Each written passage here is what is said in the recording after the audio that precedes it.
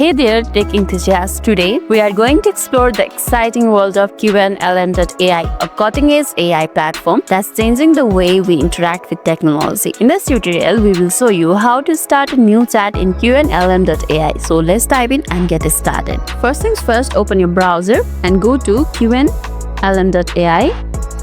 Log into your account.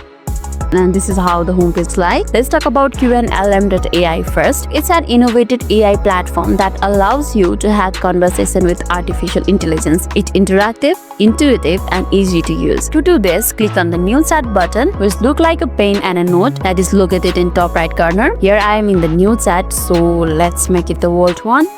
Let's tap on new chat. This will open a new chat window where you can interact with the AI. You can ask questions, provide a feedback, or simply have a conversation. The AI will respond to your input and you can engage in a very friendly and interactive way. That's it for today's tutorial. We hope you have learned how to start a new chat in Qwenlm.ai and had fun interacting with the AI. If you have any questions or comments, please leave them in the section below. And if this video made your day a little bit easier, don't forget to like and subscribe for more amazing videos. Thanks for watching, and I'll see you in the next video.